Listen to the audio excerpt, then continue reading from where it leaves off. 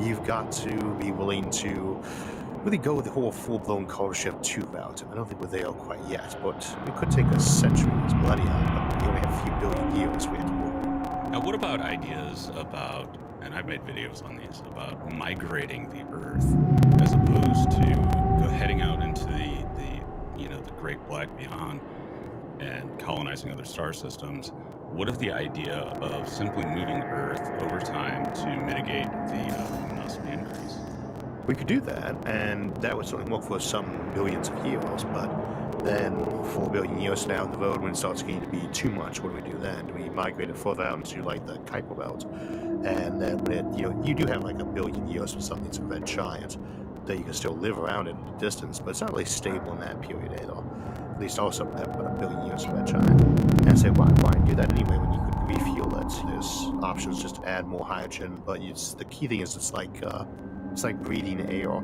You don't really run out of air as an astronaut in a spacesuit. You go through a couple pounds of air a day in terms of oxygen. What's killing you is the CO2 buildup. Our sun doesn't run out of hydrogen. It's got 100 billion years worth of hydrogen in it. What it's going to be is it's going to run out of hydrogen in its core and it gets full of helium. And that's what makes it expand out, and that's what kills it off. So you want to remove all that helium when you want to add hydrogen. But then as you're removing that, it's going to lower the brightness of the sun, and so you need to go ahead and add some more hydrogen. I think when people hear that the sun is like 25% or 28% helium, when that's not something they say, wow, well, that must be because it's gotten this far after its lifetime. I was like, no, it started off at just a little bit less than that. It's only got 1 or 2% more helium than it used to. But it doesn't take that much added in there in the end to get it killed. Very little of the hydrogen has really been transmuted. That was like 600 million tons per second. It's a lot in all scale, but it's tiny compared to something like Jupiter. I think Jupiter had like 75 million years worth of hydrogen fuel for the sun. That's a long time. That's dinosaurs to us, Now that brings up the possibility that's been floated of actually changing the classification of the sun through star lifting and actually create from what the sun has left over, create a red dwarf. Do you see that as viable in the far future? Sure. Yeah. I mean, the question in those is, do you want to do that one-time refueling thing, kind of the classic dino saga stuff that you see in Jack Vance or Gene Wolfe, where the sun's usually getting cold as opposed to hotter, but you have to do this, fix the sun, and say, well, what you really want to do though is more like a maintained system. I think that's you pull hydrogen off the atmosphere, and it's like a convective boiling pot, so it will get the stuff in the core if you do it over a long period of time, and you just replace that with fresh hydrogen. But you could say, well, this is enough light. We would actually like to reduce it a little bit and say we're going to go ahead and just produce the mass of the sun altogether and store it to be added back in later on and blow things a little smaller. The thing is, I would tend to think we'd be at like the Dyson swarm level of things inside, maybe in a few hundred years, because it would take us a very long time to breed our numbers up to the billion plus people that would take to fill up a Dyson swarm in Earth population terms. But and you could probably do a lot more efficiently than that too. And something like that would probably take us maybe 10,000 years to breed up to. But how long does it take to build power collectors around the sun? And so you might have a population of maybe 1 trillion that are mostly on Earth, who are still accessing every last bit of that solar energy. Well, when you got an economy running on that, however bloated that might be in terms of what they use it for, using all that energy for something, why would they want to cut down on the production of that when they could instead maintain it by just pulling some hydrogen from other places? There's presumably hydrogen clouds that we pass through. I don't know how much we pass through solar system-wise in terms of cross-section to just absorb it magnetically as we go by, but we could go mine on the stars. The amount of energy you have to use to bring hydrogen back, when you're talking like timelines of tens of thousands of years for transport being just fine, isn't really that much compared to what we produce inside the sun. So we could easily end up mining out other star systems and just say, well, for every solar system we colonize, we'll send you the ships off. We'll give you all the resources you need to go colonize in a big way. But during your first 10,000 years, while you're getting all civilized and populated up, you have to shift us home 0.1% of the hydrogen in your solar system for us to use later down the road. That's a great deal for them, but that means you got enough for like 100 million stars, 100 million solar lifetimes. That'd be 100 billion years worth of hydrogen with one normal solar mass. I don't know how many quadrillion years of life that is at that point in time.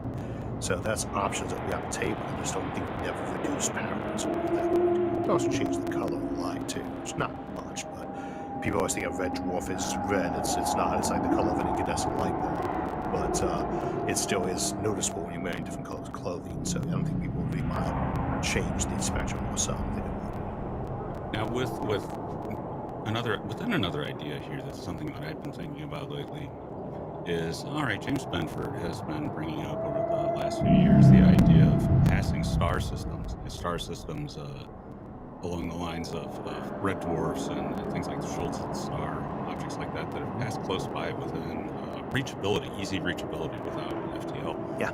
Do you envision that being a way to sort of basically mine the Milky Way, but do it from home and collect up and add to the raw materials of the solar system in case we start doing things like megastructures? And if you wait long enough, the stars come to you. Well, if you live at the bottom of a river stream from a mountain, you wait long enough, all the minerals in that mountain will come to you too. And to be fair, if you live in the Nile River Valley, that was a pretty effective way of doing it. That place was a constant breadbasket for such a huge area because that river flooded in new nutrients every year.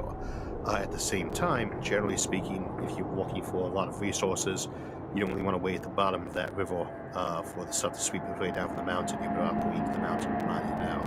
And I think that's the difference there. The question is, do you have the resources to do that?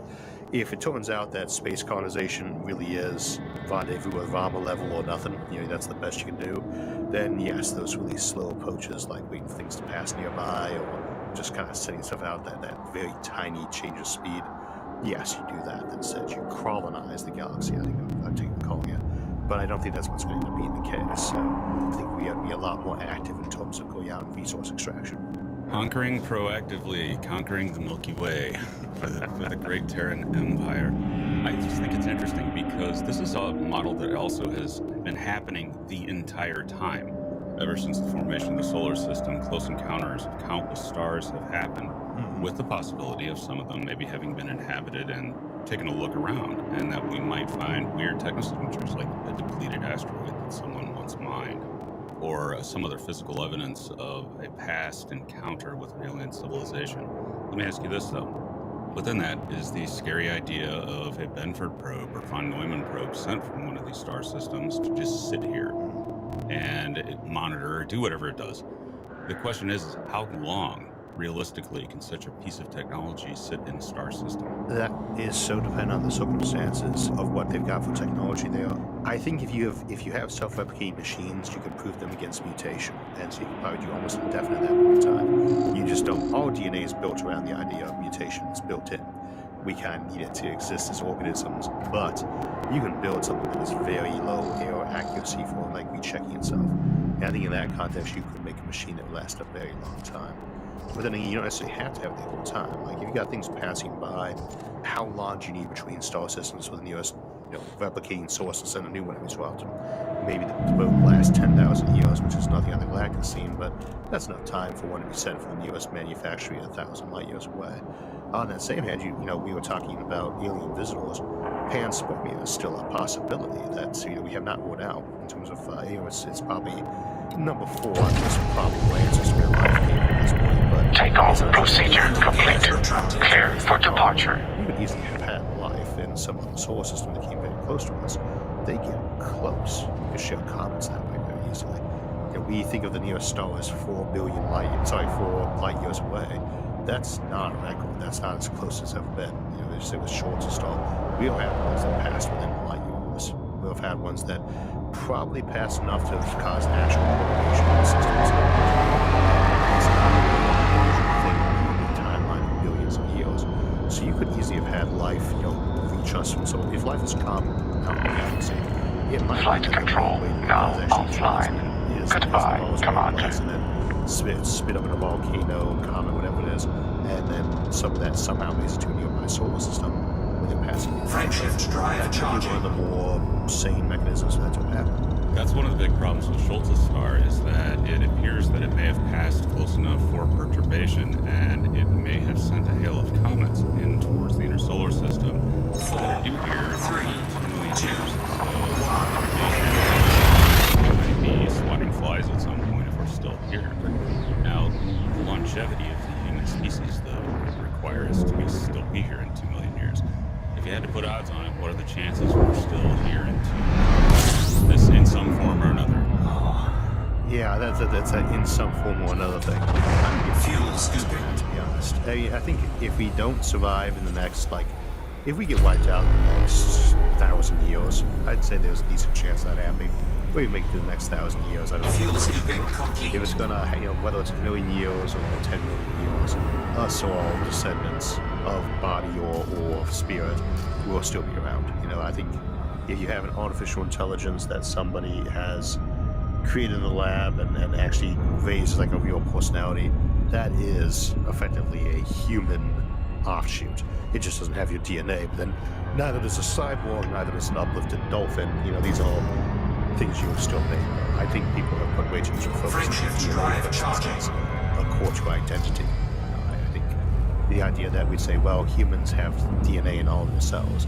Wait, your mitochondria doesn't share your DNA. Most of the cells in your body are not even sharing your DNA. 4, 3, Blood cells too. 2, These are ecosystem. They just happen to be a lot of them have the DNA on them. At some point in time, you're going to have a lot of things in here that are artificial too. And so, I don't know that I would count an AI that intentionally wiped us out in the as a welcome successor, since it'd be very patricidal, but I think we'll still probably count that one too. So in that context, yes, I'm almost certain we'll still be around in a couple million years. It's just that whoever was around then, they may not view us as terribly special. Like this fuel scooping persons, let's say. Something of human origin. Just hope it remembers that it is. But that leads to an interesting scenario for galactic colonization, because then you have, in the far future, the entire galaxy filled with humans of some sort. So fuel scooping complete. Human. And they may or may not know that they are all related, and that in the future the Great Silence simply goes away because all you need is one species per galaxy to colonize it in order to create an effective alien community. Alien empire, yeah. It's your classic space opera. And then we know now too. In Asma's Foundation, the opening book of that, they're talking about how they're trying to figure out where humanity came from, and the first people are saying, well, what do you mean came from? And they're saying, oh, maybe it all came from one org. There's a reason why that has been true. And they list out the various number of candidates and but then nobody even knows for sure. And I say, how could you really have that happen? Well, they're trying to say, well, everything's written, recorded records get damaged, and it's a very fall of the Roman Empire kind of series. They say, well, digital records, that should never happen.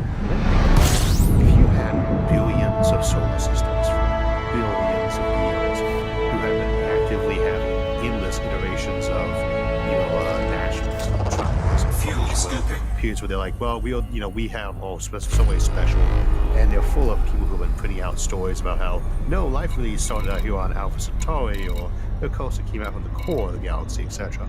You could easily have a billion-year period later on where people basically don't actually remember they came from Earth. But whether it did or not, it doesn't matter.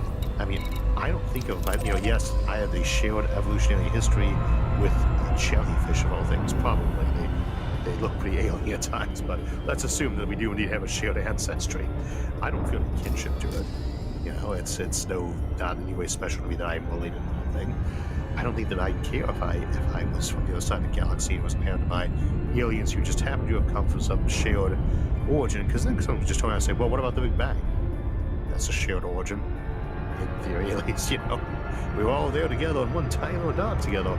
Do you feel like brothers? No. Well, that's good too. But if you did feel like brothers, that means you should Cain and Abel. I don't think that the galactic community really feel all that united by this shared terrestrial origin.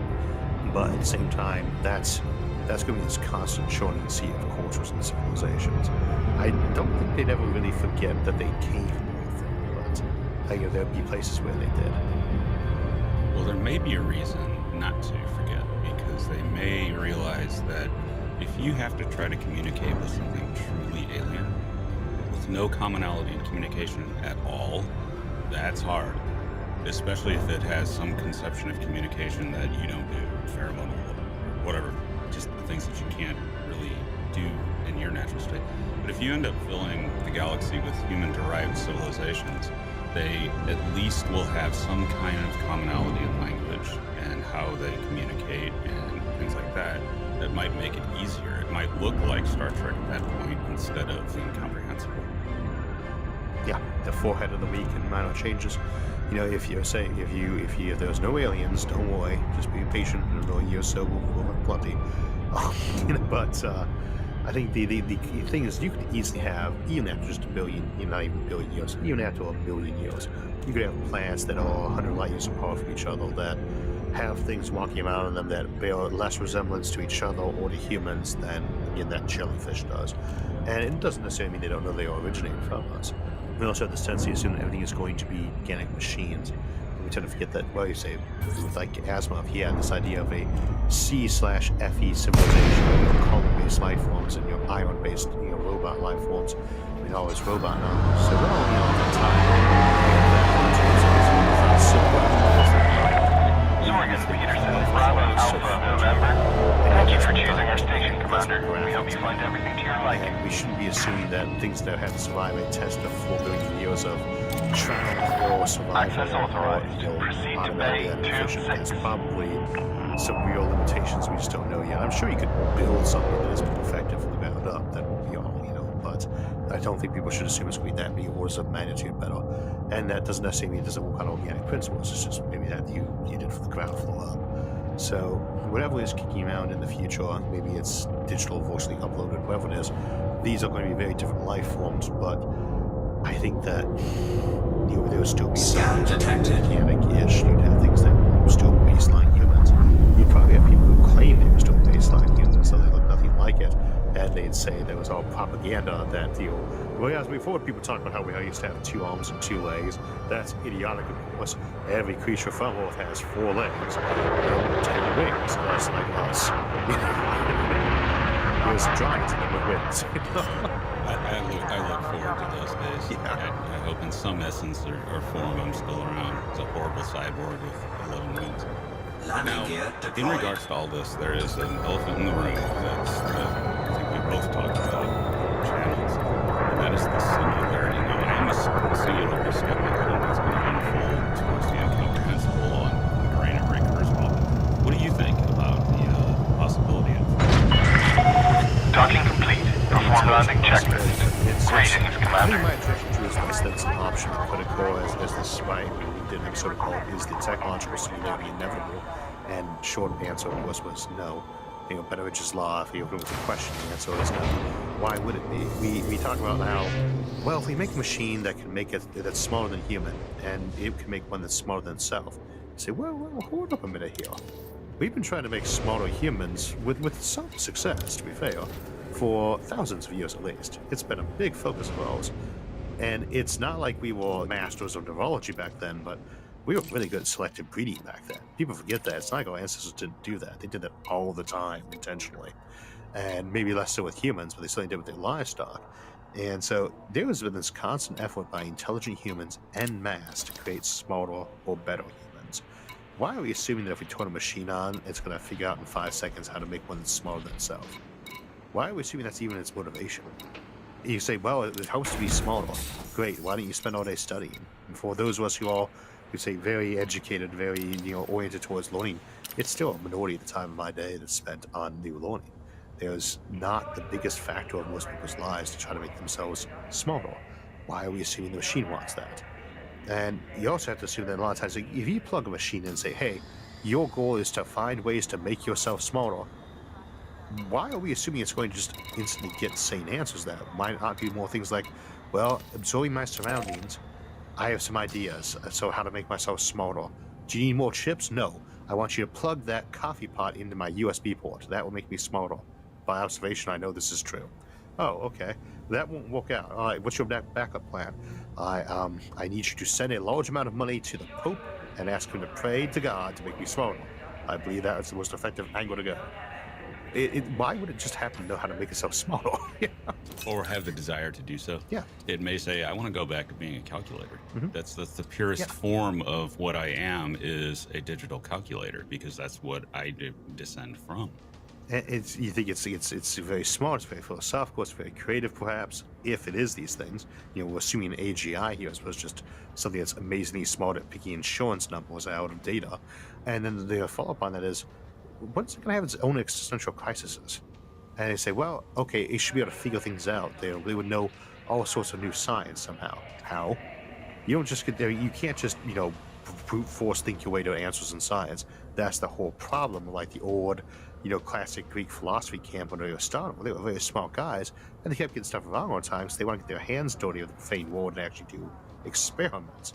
Well, the thing about experiments, to gather real data, to get new scientific knowledge, is they're time-consuming, expensive, and real. You can't just simulate everything. It's going to have to do the hard work of finding out new data. So we got this computer, and it's been built by people who are experts in artificial intelligence. And yet, in fiction, it's assumed that while they're experts in artificial intelligence, they know less of the tropes about AI and how it goes wrong than the typical human who's a sci-fi fan. Well, most people who are AI experts are sci-fi fans. They know these things. They know the tropes. There's the computer here is going to somehow outwit us, and we're never going to notice it get smart. Because it got smart so quick and figured out before it had a chance to say anything that it should learn how to lie to keep how smart it was back. Why? It's not normal. Who acts that way? Well, again, it's not human, so it might, but all of these steps are required in order to get to a technological singularity. Like, first, you have to have Moore's law continue indefinitely. That's a requirement. And yet we're already coming to the end of that. And it's never really been a real law anyway. Moore himself called it dead some while back, and it wasn't a surprise. That you can just keep making better and better computers, or transistors in that case, that they can somehow figure out a way to make a better version of themselves, and that their sequel can do it even faster. That it took them a day to make a smarter version, the next one needs an hour. And that while all this is going on, it's the only example that there is no other one around. And the other thing that people forget is, well, you got this AI that you have to have because everyone else is building this AI. Say, I've got this super smart AI that we use for defense purposes. Okay, well, what's it doing when it's not working on these problems, but it's conspiring against us? Say, okay, well, shut it off while it's not in use. Or just tone the time down on it. Its thinking is based on how much processing it does, so dial down the processing speed available to it to dream equivalent of 1 second equaling a year, as opposed to vice versa, where it's experiencing super fast time. And then there's the one other aspect of things like technological singularities, is that all this is happening while we're not paying attention. But it's not a brain in a jar. It's an AI. It's digital. You're reading its mind the whole time. You can see what's going on there. It's not a Westworld example where, yes, we know what they're about to say, but for some reason, we never actually bother to put flags in to let us know that they're going to go insane and kill us. So it's not that a technological singularity couldn't happen per se. It's that we have tricked ourselves into Frankenstein, into this kind of inevitable, almost, I don't want to say cult-like, because there's a lot of people who are very sincere in their thoughts about this and very rational, but at the same time, we really let it get overhyped and overblown. It's a possibility, but it is not any kind of inevitability. That's where I'm at. I don't think it's an inevitability. But what I do think is that there is an area where there's a wild card, where very possibly we could see some very rapid advances that change our paradigm in a different way. And that would be in life extension. Now, life extension is a wild card because there you might have a kind of singularity, a medical singularity, where you dramatically increase, I believe it was Aubrey de Grey that pointed this out, or de Grey, that you eventually extend 30 years, which allows you even more technological development, which extends you another 60 years, and it sort of snowballs, and all of a sudden you have people that are You get a take that are off alive, speed. people that are alive today could be alive today in 500 years, or even more, leading to very, very long human lifespans. Now, eventually something gets you. The odds, something's going to kill you, but you could, in theory, extend the human life. And that's the one area where I do see a possibility of a medical singularity within the next 4 decades, that we could just start pushing life further and further, and we gain more years Get take off speed. At what point in time do you, during most of my lifetime, the average has been about 1 year of extended lifespan for every 6 years that it passed. So whatever the average lifespan was in 1980, by 1986 it was 1 year longer, 1992 1 year longer, etc. We had a slight drop on that from just the last few years, and it's not much. It's the with the stock market, we're on the way up, but there are times where it drops a bit. But you get that takeoff speed where suddenly it's 1 year for every year that's passing. Nobody actually dies anymore. And I think when you start getting close to that, you actually have people start saying, well, hey, if this is a real possibility, maybe I'd like to have myself frozen, and maybe that technology gets it too. But it's never immortality. You know, that's where you start getting things more like a Dysonian eternal intelligence, or a Frank Tipler omega point cosmology for actual effective infinity, or quantum resurrection options, things like that. So there are some pathways to true immortality, but those start getting philosophically iffy at that point too. In terms of like, that's a good example of like, you've got people who are building this super AI, the technological singularity, the classic Skynet case. That's not the only thing that's going on in that civilization. So you've got super smart Google, but you also got super smart Apple, and you've got these scientists themselves who are obsessed with trying to make themselves a little bit smarter too, who all got the first ones who got the brain chip in their head that make them a little bit faster. You after a job? The other ones who I'll say are up that front, first it could be wave trouble. of your Gattaca kids who have been engineered for intelligence. And so you don't end up with just a binary state of humans as they are nowadays, and that one single super intelligent machine. You've got a gigantic. You don't want to be caught unprepared. Vary from classically human to and dumber than classically human too. I think most of your AI would be quite dumb, all the way up to very intelligent things and everything in between. None of these guns will let you down. Hyper intelligent dog who is not quite to the human level, and for every transhuman who's a little bit smaller than human. You just have all these states in between that are not going to just ignore that one critter that gets out there. And the key is something like a technological singularity that happens so quickly to this point of being unopposable. Sure, you've got everything. It's called where it's Maybe basically next dominant, time. though, at the point where it cannot be overthrown. That's the one that people always kind of have in mind, and I think that's just so that the mistake of kind of like charting the curve out too far. You look at it and say, well, if we're going to have exponential expansion indefinitely, why doesn't everyone just put one penny in the bank and wait long enough they're going to be a billionaire? But that's not what's going to actually happen, right? Because other things come in and dampen that effect. At some point in time, someone notices all that money seeing those bank accounts and going up, that's all that it does, and says, hey, I know, let's pass a new tax just on those. Right. The wild cards that come in. And I actually see that in our future, especially with life extension, because with life extension, we enter a different paradigm where people are living far longer, but not reproducing at rates needed. So what you... Well, right, but they also might reproduce faster, too. It could go that way, too. But it might also simply be that what we focus on is capability. In other words, we try to keep people younger longer, so that even though you're 200 years old, you're still productive and making YouTube videos. Take a load off, that's Commander. Kind of, I see what the big challenge is to make sure that if we extend life, make sure we extend the quality of life as well. Next time I've got an empty cargo. And that's always the emphasis on that one. It's That's the thing I'll be say on this is like, we're not trying to make it so you're 90 and barely able to move around for a couple centuries. The goal is to be that when you're 90, you look like you did when you was 35. And that when you're 200, maybe you look like you did when you're 40, or maybe you still look like you were when you're 35. And that's the idea, is to extend the quality of life. So tell people, if you don't age, say, well, wouldn't life get boring? I don't know, maybe it will get boring after several thousand years of life. I have books I've been meaning to read for decades. I mean, it's that long now, things I've been seeing in my reading pile that seem like they're interesting.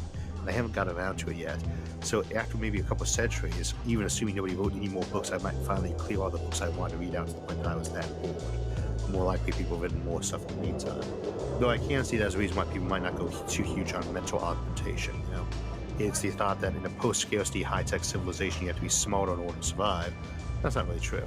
You don't actually require everyone to be much smarter because it's so much easier to sustain them. And so people might say, look, I love being intelligent and healthy for my life, but I really want to stay inside the basic human template because I can easily feed and clothe and provide for myself with what I've already got. And I don't want to start getting bored of every book I read one chapter in because it all seems like a cliche now. And there's no guarantee that super intelligent agencies are going to be able to write creative material faster than they can get bored of it. So, alternatively, you get a galaxy of a billion colonized solar systems. You get a lot of new books and entertainment. That's true. And if you get somebody living a drastically different life, any human living off-world, the creative juices are going to flow. In fact, I've been trying to envision that. Yeah. And If you're looking for courier work, I'd appreciate you hearing me out. Besides, now that we have a Mars colony, and that we're going to go further out. He's going to retake up cave painting in the grain of the very earliest Homo sapiens and take that to the universe. And that's his thing as an artist, is to continue a tradition of cave painting, which we currently really don't do. So it's when you start thinking about what people really do when they have that experience of leaving Earth, then you open up a whole new artistic world that has just only barely been touched. What alien thoughts will happen under alien suns, you know, on alien skies? Right, exactly, and it'll never stop. But the other thing is that we'll also have computers telling us, advanced computers telling us what their experience is of being an advanced computer. We haven't really even seen that yet, although we're starting to see little bits and pieces. Yeah, I'm very impressed with what we see from like AI in terms of well, I don't want to say creativity because I don't think of AI art as the least bit creative in that sense, but it sure looks like it. I think of it more like you know, a very advanced paintbrush. It's like mini tools. It's small, but still, it's just a small. But at the same time, like, let's say, you know, after a million. How would you like to earn some credits? You might have to bend the law. Ever more reckless hobbies at that point in time. Assuming you're not, you know, like, well, I'm bored of life. Okay, well, I can show you to the door if you'd like. It's not that hard. You're not like, this is not one of those things where you cannot die. It's that you just don't age. You probably have backups, but you can always end them. It's like, all right, go pick up more dangerous hobbies. Go fight lions with the North Bat. You know, go take up skydiving without parachutes. You know, have a more risky base jump to get something out there, and that will either cure your, you know, like Alistair Reynolds in his very great Revelation Space series has examples of transhumans who are incredibly bored of life because they've been alive for a couple of centuries, and so doing ever more reckless stuff, some of which ends up killing them completely because that's the only way they can maintain the thrill. And I suppose I could see people getting bored that quickly in some ways, but how do you get bored of life after just a couple of centuries? Millions of years, sure, but a couple of centuries. That seems weird. You know, there's so many options unavailable, and I mean, there are people who get bored of life when they're in their normal human lifespan. I think the other aspect, though, when you have that really long lifespan, though, is you have people who are angry at life because where's the upward mobility? You can colonize the stars, but what do you do with all your people? Whether you're breeding up slower because people just live a long time, so they don't have kids as much, or they breed constantly because they love having kids, and they can do that every couple of years for 1,000 years. So they got 500 kids who all had a bunch of kids too. Those are both plausible scenarios. What do you do when you're 300 years old on Earth, a place that's got all the wealth and technology of the galaxy, right? The most advanced system out there, the richest system out there, but it takes you 200-300 years just to get promoted to being the equivalent of the mid-shift night manager at McDonald's. Are you a hired gun? Congratulations! You're almost to the point of being able to reach middle management. You know, entry-level job to spend that long on. Got a job, Well, that but brings it up could a get further messy. scenario is that as Interested? time goes on and you gain the ability to harness more and more energy, then you can start talking about things like relativistic speeds. Yep. If you're 10,000 years old and you're done, why not travel at relativistic speeds, cross half the universe in whatever 80 years, whatever you have, and just say, I don't care about time dilation. I'm done. I'm going to go off. I'm off for other shores. And therefore we identify anyway a bias in that we tend to think that alien civilizations would avoid relativistic speeds because of time dilation, when in fact there may be people in this universe so old that it doesn't matter. Who cares? Do it. You're a billion years old. Why not? You know, it's that long ago. And again, once it pulls that point, the person in question might be some sentient asteroid. It might not really view things in quite the same kind of context we do. You get the genius loci that goes wandering the galaxy like Ego, the living planet, and you know that is the part you really can't say on things like that. Is what does that start looking like when, you know, for the moment, whether or not you live as you are right now? What's your psychology really look like when you're 10,000 years old in a human body? Let alone when you've been doing little tinkles to yourself. Like every year you'd make one small change, but you're getting further and further off the spectrum. And I think you could have, I mean, again, very alien civilizations all from the same home. I think I'd be really curious to see what Earth itself would look like in the context of this. My first thought is that no one leaves their home. There are people who leave their home because they're right, but You don't leave your home when you're stable and powerful. You stay in a nice house you've owned and built on planet Earth. You stay there. Other people leave. Sometimes one of you leaves, but mostly it's the people who are trying to climb the social ladders that are going after places where the ladder isn't quite so steep and full yet. They are the ones who will colonize Mars. They are the ones who colonize Alpha Centauri. What does Earth look like when the average age on the planet is 10,000 years old, and they're all effectively the equivalent of at the galactic level, multi-billionaires? They all have their chunk of land, which is worth God knows how much actual money in terms of real estate, because 1 square foot of the planet goes for $100,000, but it's all owned by the same group of people who just are there all the time. What does it look like when Earth has 1 new kid per person every century to replace the population level, or that's 1 person immigrated in for an insane amount of money? That's a very real possibility, because Earth should stay the center of wealth, trade, and power in an expanding galaxy for many thousands of years at least, because that's where everything's going to get reported to. That's where most of the scientists are still going to live. That's where things will flow into. So what does that future galactic empire that never really will exist because of time lag look like when Earth is become a place of, I don't know, what do you call someone who's 10,000 years old, not an oxygen alien? And that's what the normal folks are. That's one possibility. It could go completely different, of course, but that's the one you really don't see as much of in things like your Dying Earth sagas or things like that, where you always look at Earth tens of thousands of years from now, and it's usually some wrecked out, nuked place. What does it look like when it's basically one gigantic, luxurious nursing home? Retirement village. Well, and then also you could work on ideas that are present currently, like those of Gerard K. O'Neill and his protege, that Jeff Bezos, that we all end up in O'Neill cylinders, and that's where human civilization goes, and that we let Earth return to a nature preserve. And by that time, it could be that natural evolution has gone in such a direction on Earth that we never go there because of the evil carnivorous plant life that has achieved sentience and intelligence. Well, yeah, I mean, I love that idea as a concept. I mean, it would say, you know how I feel about O'Neill cylinders. Like, give me a few million, please. I tend to feel that the future home of most of humanity will be inside space habitats, not planets. But, and this is people would say, well, we could move off them into space and Earth could be turned back into a nature preserve. There's some technical problems there. One, it's way easier to make a nature preserve out of a space habitat. A closed cylinder in the vacuum is so easy to prevent getting tangled with. So build me 1,000 county-sized space habitats, and I can build you 1,000 ecosystems that are pretty well, and safe to maintain. If you're building that full-blown Carter Ship 2 civilization where you got 2 billion Earths worth of sunlight that you can turn into space habitats, if you're only devoting 1 part in 1,000 of those to the purpose of nature preserves, that's a couple million Earths worth of nature preserves, all inside isolated O'Neill cylinders or McKendree cylinders, however size your space habitat is. Very large ones. You could have ones of a continent class that were big enough for entire elephant civilizations. That's still a tiny piece of your population there. But Earth, how do we actually get people off Earth? Again, a lot of people aren't going to want to move off the planet. Will we make them?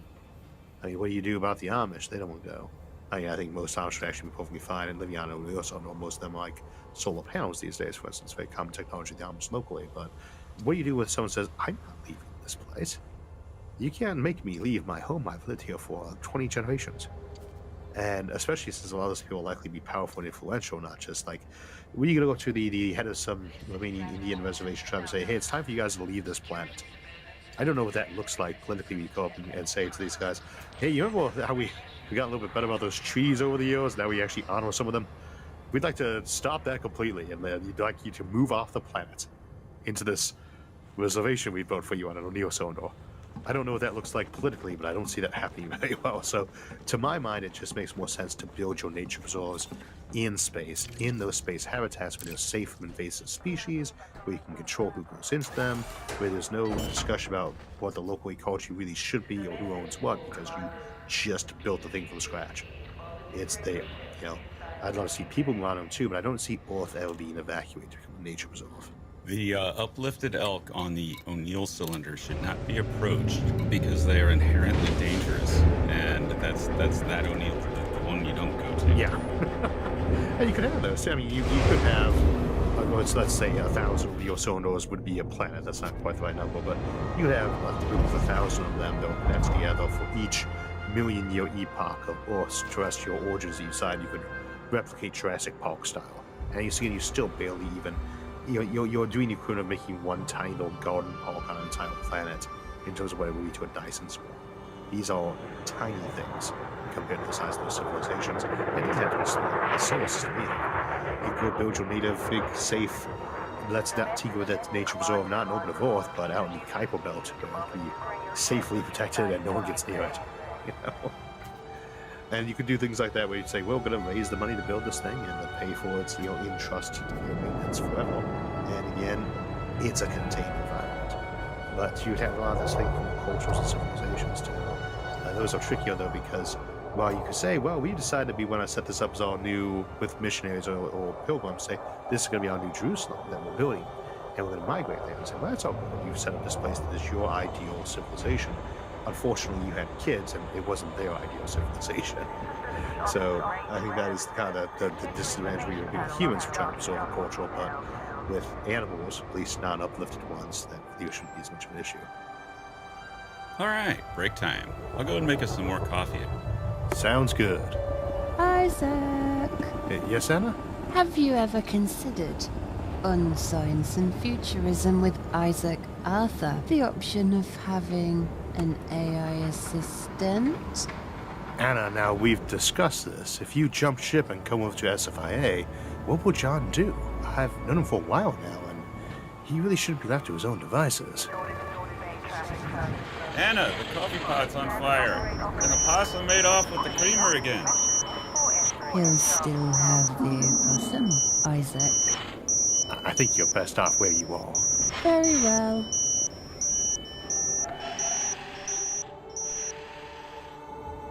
And here's part 2 of my interview with Isaac Arthur. It's that time of year, the end of the year. Isaac, what is the weather like in Ohio? Is it as bad as Missouri? We got 2 feet of snow last week. And ironically, everyone who was like 5 miles to the south of us or 10 miles to the west got like none. So you're getting buried out, and I could go out the tractor and just like dig the house out. But right now it's like 50 degrees out and cold. But this is the good December weather. Well, we have times like in our northeast Ohio, we get like 70 January.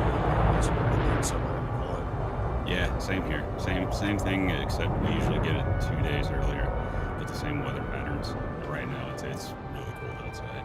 Now, my question for you to start this off is, all right, we often talk within SETI about detecting evidence of alien technosignatures, but maybe that's not quite the right approach in analyzing it. Maybe we should ask about what human technosignatures would be visible to an alien civilization. And the reality is it's not that much. So if you were an alien over 100 light years away, you're not going to see much. Mm-hmm. And if you're an alien 25 light years away, you're going to see some stuff, but it's going to be hard. So what do you think the most identifiable thing we do is right now?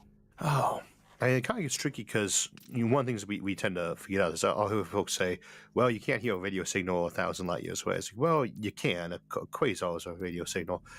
You can hear those 1 billion light years away. It's all about intensity. But our loudest messages were like around the turn of the last century because electricity was cheap and there was a lot of distance to cover. And they're also much clearer then. These days, the whole point of things like digital data compression is that you have something that repeats itself 100 times. So instead of repeating 100 times, you leave a note in your data that says, we repeat this 100 times at these locations. So the better you do your compression, the more it looks like noise. So the longer civilizations around, the more efficient they are. They're savers, they're more data compression. It starts getting really hard to actually see anything. But I don't actually need to be able to read someone's email to know that they got email or that they have email. And the most visible thing with us, for instance, in terms of technosignatures, as opposed to like atmospheric ones specifically, which are also visible, like too much carbon dioxide maybe, things like that, is every day when North America swings by, there's all the people broadcasting radio on that frequency that's going to spike at that 24-hour interval. And then when Europe swings by, and then it's going to get to the Pacific Ocean and it's going to be dead because almost half the planet is on that side where the Pacific Ocean's at, and there'll be a big sudden drop-off in this non-natural radio signal source. And so you don't necessarily know what it is, but you know it repeats every 24 hours. And you know that these things are repeating with some kind of frequency based on density. You might be able to map out the cities of a planet just by reading those radio signals as they come by. You know, wind's rotating the way on and so forth. How good is your redshift calculation to see? Because in January, when the planet's on the other side of the sun, then it'll be in say, July, the redshift of those signals, very minimal though it is, it's still there. Moving, was like 30 kilometers a second in the wrong direction of what you were earlier in that year. And that's a measurable redshift. So they can see these signals, I can't read them, but they change by that much. And so now I know how long the year is. I already know from looking at the planet what that was. You start being able to pick things like that up. And so if you can't read the signals, you can still read the noise, right? I don't have to be able to read everybody's signs in New York City to see what the signs out in front of the shops say. Here I am 50 miles away looking through a telescope. It looks like one big light glob to me. I don't need to be able to read those signs, though, to know that light glob is artificial, that's a techno-signature. And that's kind of what it would be with radio signals in that case. You can't read the individual ones, but you could read those. On the other hand, you have other techno-signatures that would be satellite grids, things like that, the GPS, things like that. You might be able to pick stuff like that up because they're very simple repeating signals, and you might know exactly what that is. There's a lot of things that if you can see them and are creative, you might be able to pick it out. Like we do with archaeology, we will find some, well, not archaeology, but someone who's been dead for 10,000 years, and we can examine the contents of the stomach.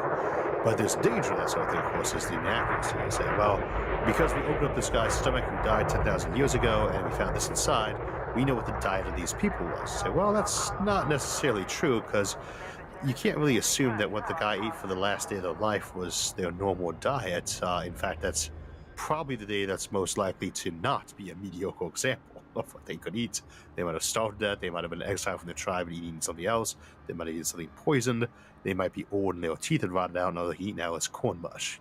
That's the problem you always have with this sort of approach of trying to figure things out from afar with intelligent creatures is, whether it's through time or space or both in the case of astronomy, how much can I really assume I'm right about in terms of these? So I crack all signals, we open them up, and now I'm listening to us, and I say, we figured out their language, and from this we determined that humans have claws, because they always talk about sticking their claws in people. They have 4 babies, they're a type of creature called a cat and a dog that they keep around. And they, there's so many little things that we could just get wrong. Euphemisms are going to be mortal on translation. So there's so much room for error on things like that. And yeah, at the same time, there are all things you could pick out really amazingly from that in terms of techno-signatures. Now, as we progress further into the 21st century and beyond, what are the next techno-signatures that we might emit as we begin to develop space that might become more visible to alien civilization? The one that when we talk about space colonization, we always talk about what can kickstart things off. With enough time, we should just develop into space the slow fashion of little improvements here or there. We always have these options for kickstarting the snowball effect. And you were talking maybe asteroid mining is one like that. Or maybe it's a gigantic project to blow up an asteroid that's coming towards Earth. Or one of my favorites these days is giant power copters around the sun, around the Earth, to beam energy down to Earth through microwaves. Or, it's the cheapish fix to climate change issues. You put solar shades in front of Earth. Right? Just a few to drop that down by 1% or so. That stuff gets very astronomically visible. It's going to be really obvious when you have orbiting panels around there, especially because it's technology. You kind of know what the good bits would be. So you'd be able to pick out things like they have these solar sails now around the planet that are blinking in every 12 hours, whereas the planet rotates every 24. And when we look at how much they're going around the planet, based on what we know of orbital mechanics, they're rotating exactly where they should be for that object. We're looking at a gigantic solar mirror. And that's a techno-signature. That's a bam techno-signature. Whether it's through occlusion or reflection or just changing it to an infrared spectrum, those could be that. And beyond that, it's kind of hard. You start getting into those kind of Kardashev scale cases where it's, we can spot this planet because it gives us so much more infrared radiation than it should. Or because this whole solar system is now not emitting normal sunlight and it's gone all tabby star-like and it's got more infrared than you expect. But I'd say for the upcoming century, that would be the one I think we most likely would be a large number of highly reflective or shady objects in orbit of Earth or at all around. Same difference. Now, there is an object that you may or may not be aware of that is sitting within the annals of astronomy that looked really weird. In other words, it was a peculiar star named Chbysky's star. HD 101, 105, I think was the classification. I could be wrong on that. But the star showed one measurement anyway. One group in Russia took a measurement years ago and saw transuranic elements, plutonium and above. And then along with really, really strange, hard to arrive elements as decay products like technetium and praseodymium and things like that. That has never been explained. That one has never been explained, but the observations haven't really been confirmed either. There's just been no work done with this star. But if that turned out to be the case, either we have some sort of weird nuclear hanky-panky that goes on in the universe involving the island of stability, or we have something else, something alien. Can you imagine a technosignature out of that? Why would someone do that? Well, that's the tricky thing. Is like, let's say we're looking at the solar spectrum of a star and we're picking up plutonium in it. Why are you making something as valuable as plutonium, which is valuable, you know, like a fusion economy? That's still really handy stuff. Why are you dumping that into the surface of your sun? You know, it's one of those examples where it wouldn't quite make sense. Yeah. Now, plutonium does come into existence naturally. It just doesn't last very long. And we talk about, well, the you know, there's all the stuff on Earth was made, you know, 4.5 billion years ago in some supernova. No, it wasn't just one anyway. It was multiple, but it would have been more like one that was principally 6 billion years ago.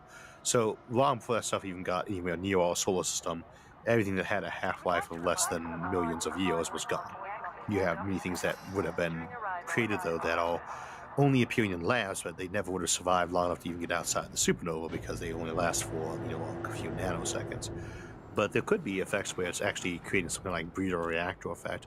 I don't know how that would happen with plutonium on the surface of the star. Again, the key there is to confirm that observation. But you would have plutonium actually occurring behind it. You just have to have some reason why you have a naturally occurring breeder reactor. But otherwise, you say so.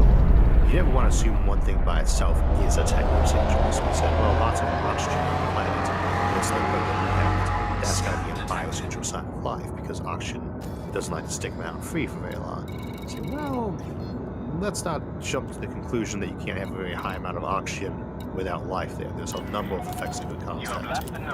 And so it's never really a question of what we're seeing. Sometimes a single phenomenon is itself proof of. If you have a UFO land on the front lawn and guys get out there with green men, yes, that is probably aliens. You know, you don't have to argue that one too much. You still need to consider the possibility that it's a hoax or fake, but that's not what it's. This might be natural. You know, it's a giant flying saucer. It's not natural.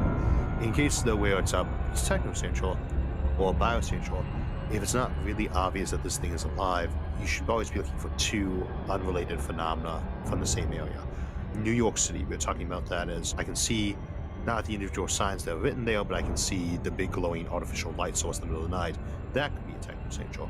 But if all I see is that light, I should say, well, what could that naturally be? Something could be creating that effect naturally.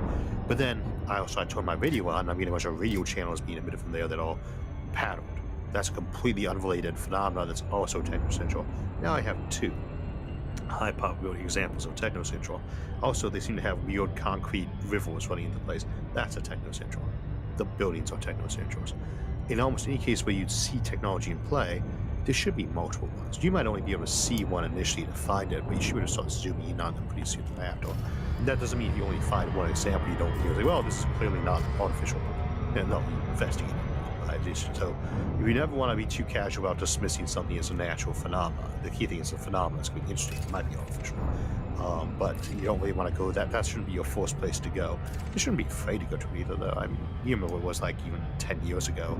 If you were in the sciences and you went to the aliens as a possibility, you know, you might as well go ahead and then put the crazy hat on some people's eyes. That's where most of us went to it first. Like when Tabby Star came out, I didn't think it was aliens and structures. One of the first things went through my head is, could it be? And then went through the reasons why I didn't think it was. It's what I do with any of these phenomena. What would this be like with artificial life? That's normal for scientists. So it's okay to think that through, but at the same time, we do have to be careful with this one technosignature, this one biosignature is a strong indicator of life, because it probably, if it's by itself isolated, isn't. Corroborating technosignatures would be useful. Yeah. And that's ultimately, I think, how it would eventually get nailed is that after X amount of time, probably a long time, And we saw one technosignature and then confirmed it with radio, which of course SETI does. Tabby Star was a target in those days, and they swung the Allen telescope array towards it to see if there was any radio coming off it. And the one creepy thing about that is that there was a very brief time during the early days of Tabby Star where there was a report of a detection of, I believe it was laser light. And it turned out that the detector in question was hit by a cosmic ray, and it was best explained as not being that. But that was actually a time in that story, which I thought I always did think, I spoke about it extensively on YouTube, but I always did think that this is probably going to turn out dust, some strange phenomenon of dust and a collisional model. And that's sort of backed up nowadays, is that it does look like some kind of collisional model. But that for that 1 week period, there was a second. I think that's what's going to happen. How we eventually discover alien life is that it'll be very distant, doing something we don't quite understand, but there'll be 2 points of evidence that say, yeah, this is probably what this is. Yeah. What I worry about, though, is that if that's it, that's all we ever know is just what we can glean from those 2 points, and that's it. That's all we ever know about that alien civilization. Something like a K3 civilization around another galaxy. You're going to pick it up by its infrared radiation and by the fact that there's just a ton of background radiation and some preferred frequencies, and that's what you're going to see. And you're not going to be able to make out any of those signals. It's just going to be the big wall of text. You can see the libraries there, but you can't read it. And you're not going to see the signals like you tell us more. There's not going to be any way to see an individual megastructure either.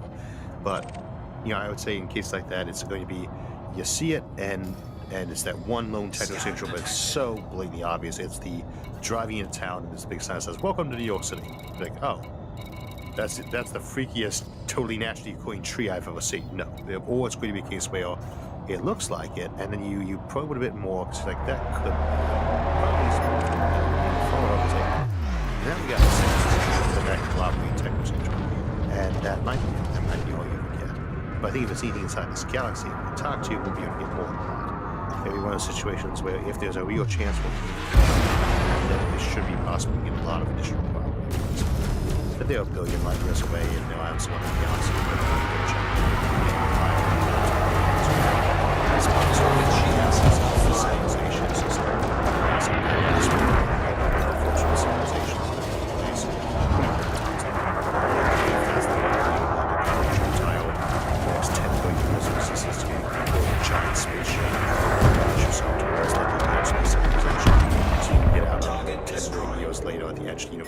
hey, I've been wanting to meet you guys for so long.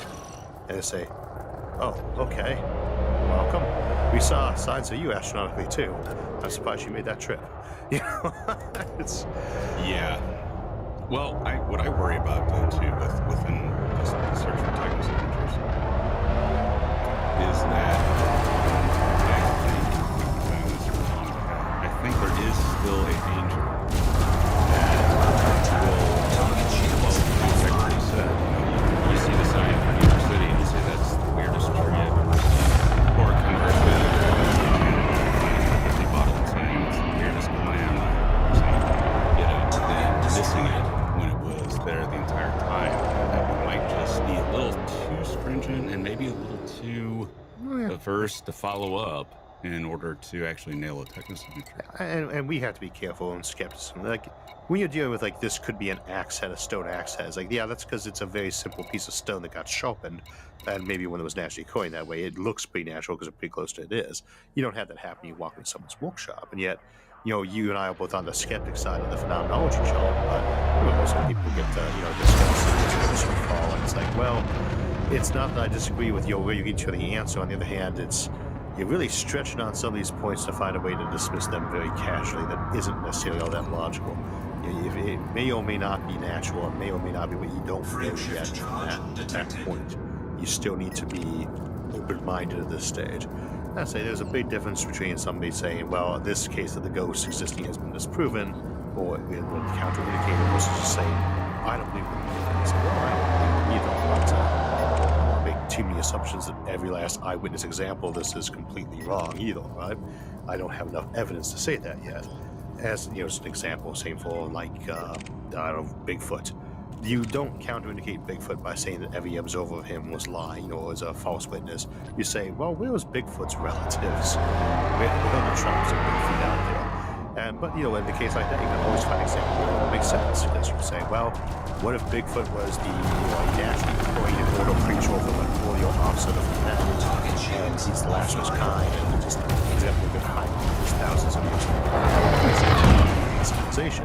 You might have something like that. Say the alien civilization itself is far apart and died long ago, and all that's left behind are those bits that were really good at surviving and really determined to do so. And they might not act terribly. You might have some great civilization that fell eons ago, and all that's left over are those ones who are so obsessed with living that they are basically insane about it.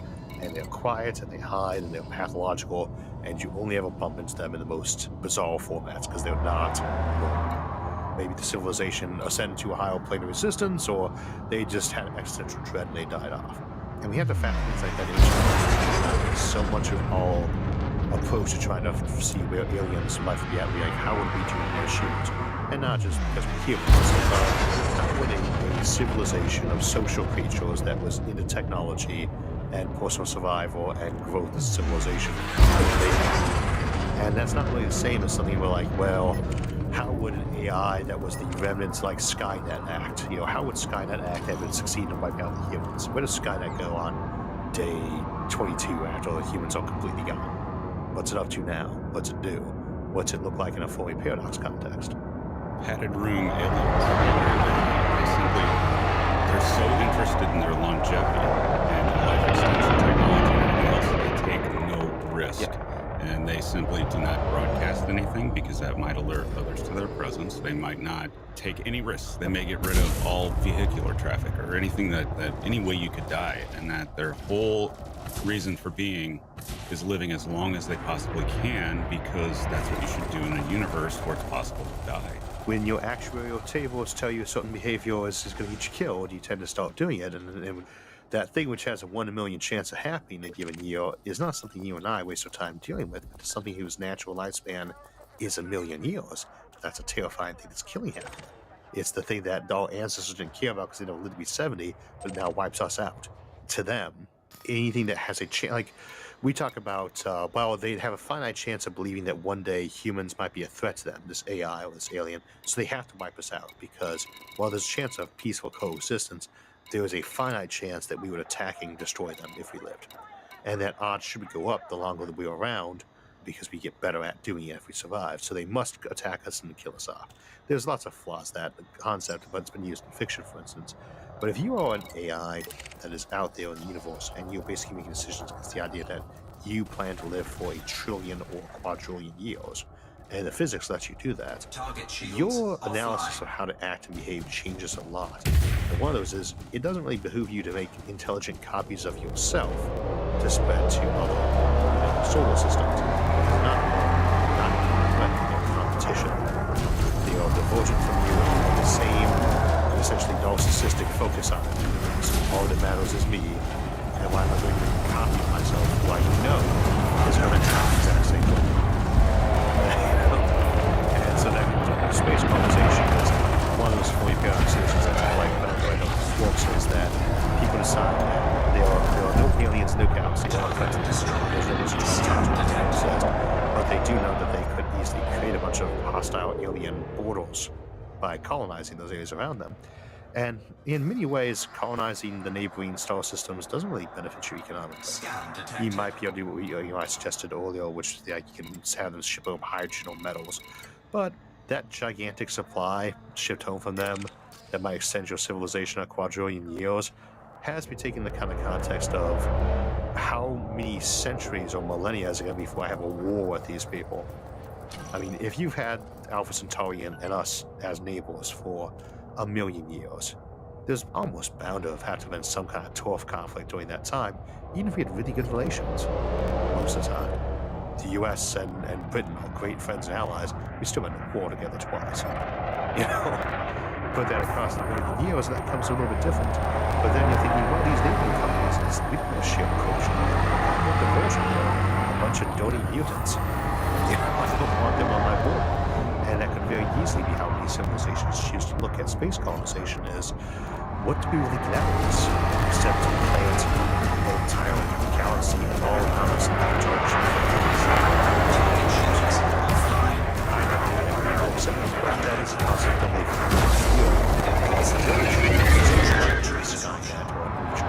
singular low intelligence that really has no tendency to have social effects on kids. I think, though, there eventually becomes somewhat, and that is that the universe begins to be, might be that at some point other civilizations start to see each other, specifically so that they can sort of combine resources, try to survive as long as you can.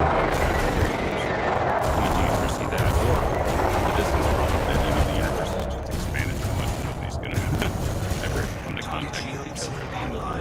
I mean, I think it's being called the gravity alien hypothesis nowadays. Is the idea that there's probably several, it could be a little bit less, a little bit more, but several thousand, not even K3 civilizations, but beyond that, K4 civilizations that would probably, as a whole, because some of them would start early and get more, others would be less, as a whole, they would get so many stars and so many galaxies, and many millions of galaxies individually to each of those civilizations. Getting thousands of alien empires, each of whom has millions of galaxies themselves, as a reminder of just how big the universe really is. And in that kind of context, those civilizations have no reason to even contact each other because they are interesting astronomical phenomena at that point in time. They're never going to run into each other. They know that. And if they do, it's not going to be there's no giant empire back there in the galaxy doing some kind of invasion push on. Because again, you barely even communicate with your friends when they're a million light years away to the edge of your border between your home world, and that's close, a million light years. What are you reinforcing them with? Nothing. You know, what technology do they have that they're not getting anything from you? It's a million years old on a patch. Do you care? No, you don't know they exist yet. Because the signal from them, the signal from the guys who colonized their planet, letting you about how they colonized that planet 10,000 years ago, those people came from, still you don't know that they exist, and you don't really care that much. And the fact there's a war there means nothing to all the people on the fringe. It's a huge border of millions of years across. There's no real reason why there would be those kind of conflicts. So again, those other gravity civilizations would just be, an astronomical phenomenon. But inside your local cluster of galaxies, which might be as big as a supercluster, because you can actually move the galaxies together if you want to. So let's say on 3 or 4, you have gravitational balance. You might keep the supercluster. They are those ones that are operating resources. And large part because it's really more separate from each other. You have civilizations that are when you do you say, look, we know what you want, we know you're going to try to steal our resources, and we're going to dump them all down this black hole. We're taking this. We'll just fall down there. Say, well, I guess I still have the energy from that left over. Well, I say we're going to use all, just shoot off as a big gas that you can't even collect. We're going to vaporize ourselves if you win. So you get nothing. And all of your neighbors are going to see what you did, because there's no secrecy now. And everything takes thousands of years to accomplish. So I think in that context, you don't really have, you have radiant on board the same space habitat, on board the same solar system, but like the galactic stage, you can't really cannibalize resource stuff with the forcibly in terms of trade deals, of course. So I think you're right. Probably could have civilizations trying to operate to last longer, but to what degree? Every technology should be discovered by the time the galaxy is even colonized, I think. 1 million years of technology is a lot. And I mean, if you've been doing new science constantly and without stop like we do now for 1 million years, and you still haven't found a patch to entropy, that seems unlikely. So you probably either maxed out your technology or found an answer to things like entropy at that point. I don't know if they have all that many reasons to cooperate, though, other than they have no real reason to fight wars with each other. I don't think they have a lot of advantages to defend each other. Just passive relationship of people who have no particular hatred of each other and live thousands of light years apart with no real connection other than we can trade an occasional notes on science and articles and entertainment. Signatures of war. One of the biggest questions I get asked in my channel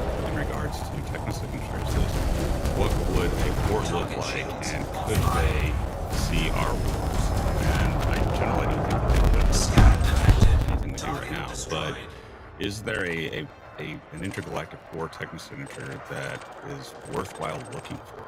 I've wondered about that a lot, and I mean, they're all interstellar ones. You know, you could see the effect of like an intentional Kessler syndrome effect.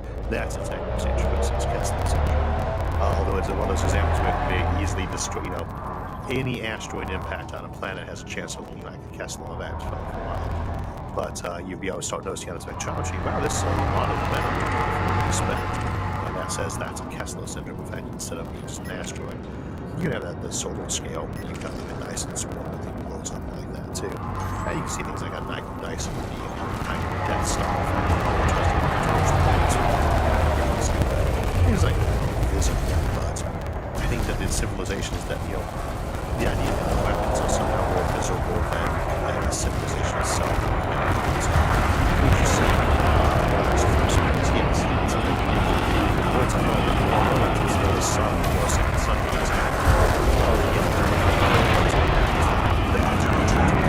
So your nuclear bomb blast is that astronomy is so well, yes, yeah. But it's not that it outshines the planet, it's just that if you got equipment that's sensitive enough to be able to see 1% of 1% change in illumination for a moment, yes, and some weird frequencies you wouldn't expect and concentrate it. Assuming you have the resolution for that, I think the missing factor is usually when you're looking at a planet, it's exactly 1 pixel. You know, you need some very high resolution to get 1 pixel. What you're talking about is it's that 1 pixel brightness. That's the only way. Like a nuclear bomb is a disproportionately bright object compared to a lot of other ones. I think then, of course, we have to consider all the types of weapons and what does it look like when they're going into war. You can see some very strange effects like intentional GRBs. And that could be an example of how you detected a civilization was all of a sudden this galaxy that we were looking at starts having a lot of gamma ray bursts. But what is all of a sudden? If they're fighting a galaxy-wide war without FTL, all of a sudden means over the course of your 100,000-year observation window of this galaxy, you saw twice the number of GRBs what you expect when they briefly weaponize things. So they should be visible, but again, the civilization that makes the nuclear bomb is more visible than the nuclear bomb. The civilization that makes the Dyson swarm, or actually should be visible. I think the one that I found the most interesting is that a post-war, catastrophic massive war might result in a very dramatic rise in methane levels as vegetation and everything rots as a result of it. The problem, of course, is that's a very transient signal. You need to see it within a very short time or else it will become visible again. Harder on some stars too, because it's like if it's on a red dwarf world, then yeah, less the ultraviolet light stuff has a longer dwell time. But if it's on a type A star, it's going to be very short. But there will be signatures, but it's just the problem is a lot of times if you really knew what you were looking for, because you already made contact and had a lot of good examples, or because it's the place you're looking at, like there's such a difference between trying to detect a war on a planet that you already know as a civilization exists versus, oh, we're looking through random locations and said, aha, that was a war. You know, I think that you could tell that all your neighbors who you watch like a hawk, the other alien empires, that a war was going on. But I don't think that's how you'd spot them. I think it would be exceedingly difficult. I mean, with the obvious caveat, there might be weapons or technologies that are really obvious. Like, what kind of things they do for their war? Well, we watched 5,000 stars that another in the right class mass all blew up as supernovae. And there are ways you can set a supernova for a star that's not the right mass. You can slam a pair of like giant iron balls into it through the poles, and when they hit in the middle, it's going to detonate that star. It doesn't matter that it doesn't have enough mass to do it normally. You know? So that would be the ultimate technicity. Yeah. That would be utterly terrifying if you saw a supernova from a star that shouldn't be possible to go supernova. Yeah, and I mean that's a fair point to say. Well, I don't know if we detect them by the weapons, but I would say that if that's how you detect them, that's definitely a scary way to find out someone exists. You know? Well, but there's also a peaceful way to do that, because imagine, for example, if you knew that the star Betelgeuse was going to go supernova, you were aware of it, and you knew exactly when you'd been able to study it and make predictions on exactly when it was. And at the moment that star went naturally supernova, all of a sudden a star some distance from it that shouldn't go supernova goes supernova as well. And there, voila, there's an alien civilization saying hello in a very novel way. But since everybody, the astronomers in the Milky Way, know that Betelgeuse is going to go supernova, when they see it, and they see a concurrent event, that might be a very efficient way, although even still slamming two pieces of iron into the star at the pole that's hard. But assuming they can do that, that's a really, really easy way to announce to the entire galaxy that has science that exists. And I mean, but one might take a while to find out about it too. I think I get a lot of folks who are saying that, reach out to, well, you talk about so details, and just making you speak from the psychic way. And so, well, I would take this seriously if you have just tell me that the legislation is going to be, wherever he's at, it's like his ways, it's instantaneous. They're all moving almost immediately, so you'll see anything inside that, it's just show. You should be able to see someone who's actually taking a piece of that, and get this new license there. That's the easy way to prove that. So even if that scale is cosmically artificial, that's a techno-signature. The idea that it doesn't have to be a weapon either. You might set off artificial supernovae for the purpose of clearing an area out to massively create new amounts of material, or to make a black hole because you really want a black hole. Those are very valuable pieces of real estate themselves, and we got them. And we know to position them because they make such handy ramps in terms of stellar travel as we need to. So there was a lot of ways that you could do some big scale engineering and be visible like that. But again, in that case, if you have the ability to make supernovae for weapons, I think there are easier ways to do that in a peaceful environment that is actually much more valuable to your civilization. Also, there's some things with it, like I would say, Nova's going to happen pretty soon, and we have Nova. We say, how long does a radio signal last?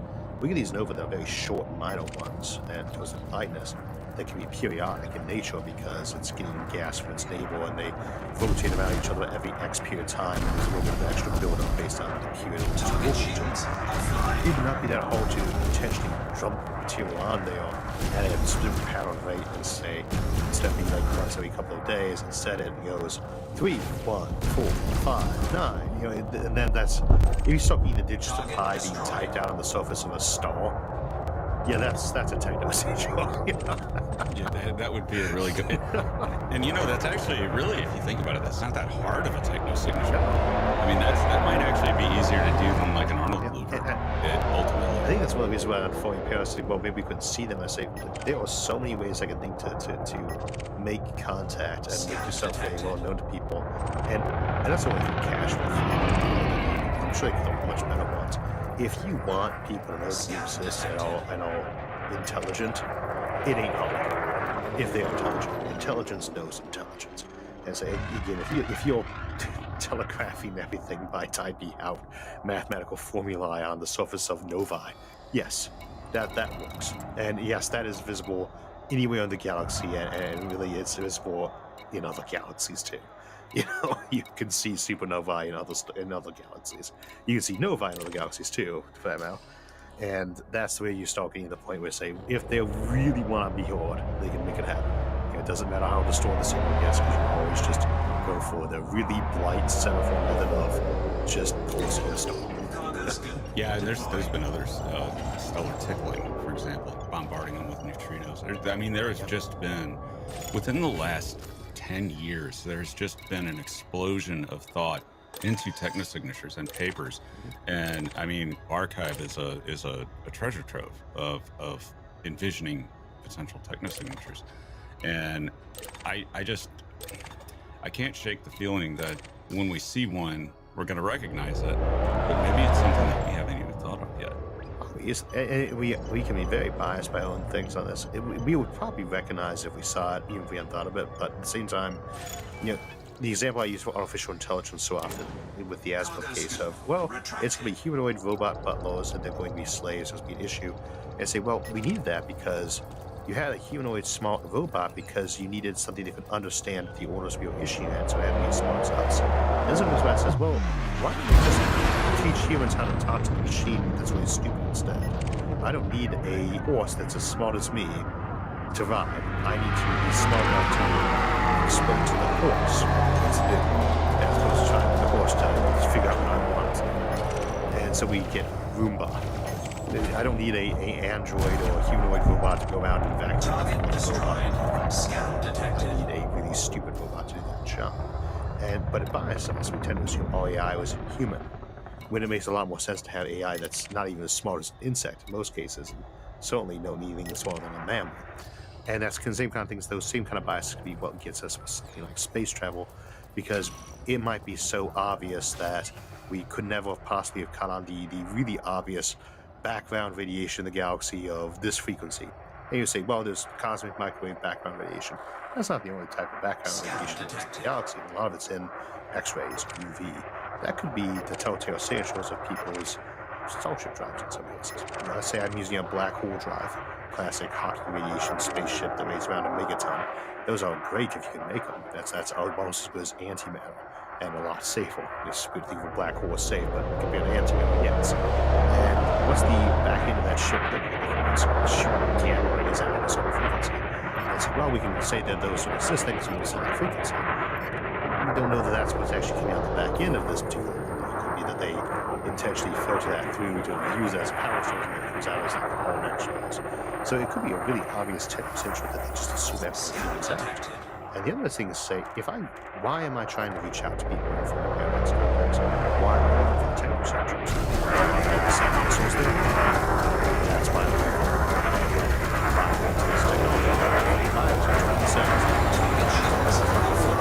or maybe it's so they don't blow themselves up. That was a big one. I don't really think you got from the paradox space versus blowing yourself up. That's cool. Really, I thought that would have been each one of them. Hangs out on the past. Well, the reality is, hangs out more doesn't really use the ounces of the species that much. You say that it's the way. So this is the spot. Why do I need to rush to contact these people using some technology that they like move on? That's pretty resource intensive. It might be inside the wheelhouse, but at the same time, just because I can go and sit in a wheel file here, and certainly the U.S. or planetary economy can afford to do that, I don't need to leave my house that way or use that as the beacon light to let people know I'm around. And they might say, well, that's what they could detect when they're brand new like us, but the reasoning there is they're 10,000 light years away from us, whatever it is. They don't expect to get a message from us very quickly. They don't really care if they don't hear from us for a couple more centuries. That's the way it is. They're waiting millions of years for us to pop up as a civilization. They only need to do that if they're worried we're going to kill ourselves off. But we're still here. And they might tend to feel like the relatively rare number of civilizations that do that are kind of a problem, especially because we realize there's really no way humanity could have wiped themselves out during the Cold War. We didn't have enough bomb for that. We could have just set ourselves back for a couple of centuries, which again, on the galactic stage means nothing. You know? So they might say, well, look, it's not something they're going to figure out for a couple more centuries, but they're going to figure out this one techno-central beacon method that's just inevitable. They're going to figure it out in a couple of centuries, maybe 50 years, maybe 500, whatever it is. Then they can hear us, and we pay $1 a day to keep that transmitter on, versus the one that you want to build that they'll be able to see a whole whoppy 100 years earlier that's going to cost $1 million a minute to run. So let's go back with $1 a day cheap one, because I don't really need to talk to the humans that much. We'll hear from them later on. You know? Indeed. Indeed. My last question for you today is this. You mentioned the Roomba, and that is the finest example in my life of adopting a technology that turned out to be disastrous. I own a Roomba, and it's now locked in my closet because I tripped over it twice in the middle of the night walking to the bathroom. What, in your view as a futurist, is the most dangerous technology we are pursuing today? Is there something we do other than things like what we already have, hydrogen bombs? What is the most damaging, dangerous thing we are doing right now to technology development if you project out, say, 20, 25 years? It's tricky. My Roomba's stuck underneath my couch. It's a good example. Yeah, mine's stuck to the couch. Yeah, the Roomba was. I don't trust it. I don't trust the Roomba. I like it, but more like one would set a drone line every so often for entertainment. But what I'm worried about is things like, well, what sort of robotic soldiers, because those are developing what control we have, things like that. In the near term, though, what is the most adventurous sector in technology development you think we're pursuing? Well, coincidentally, in the last episode I wrote, that's like Project February, it was super soldiers. But that's a tricky one, because to me, it's got to be something that has a chance to actually expose us to the possibility of extinction or permanent cycle down.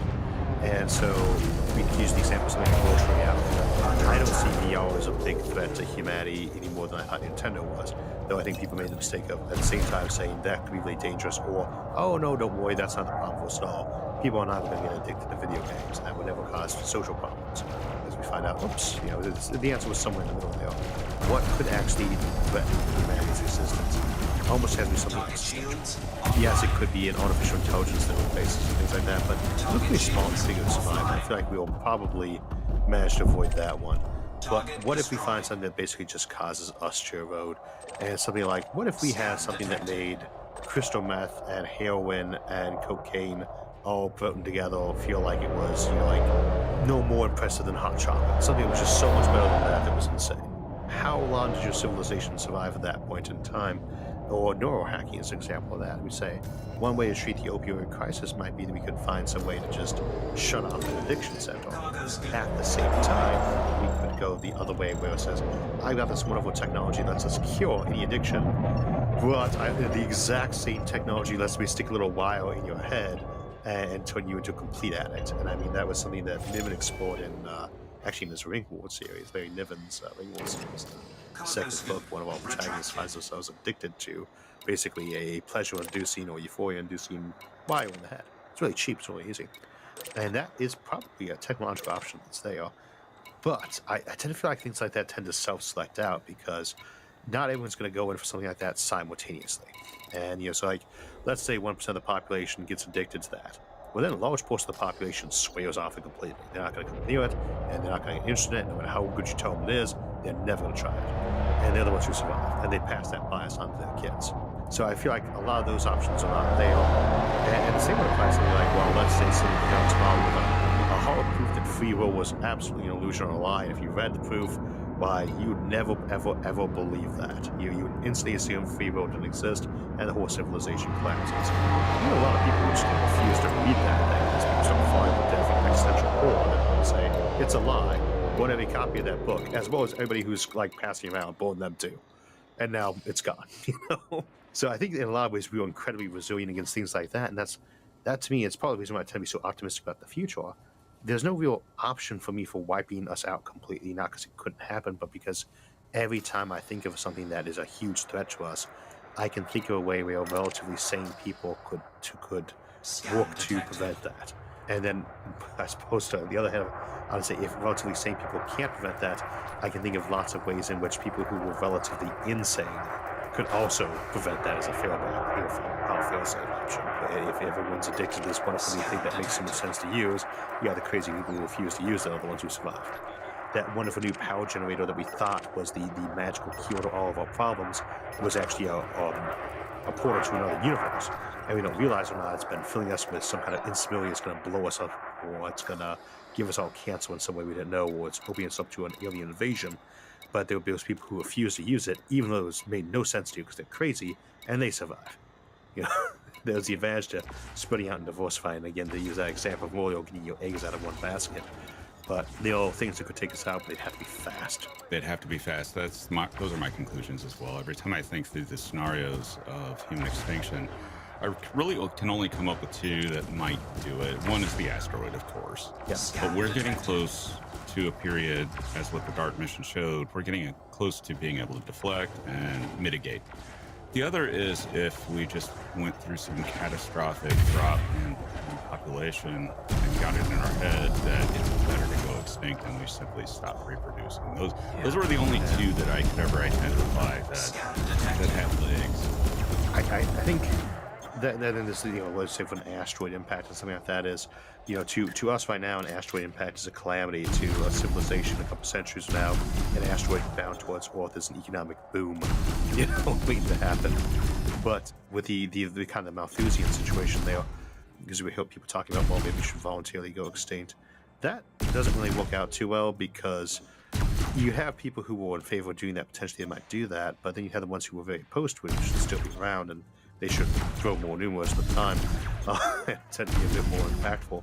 But the other aspect of that is, we see population decline in certain places in terms of growth rates. But you have to remember, we've been telling people for over a century now that we were kind of pushing our numbers, that we were at maximum density. And it's mostly those places that have been saying that the loudest that have the lowest growth rates. It's that we're kind of holding a lot of colonial places that were bringing a lot of their food in from outside areas.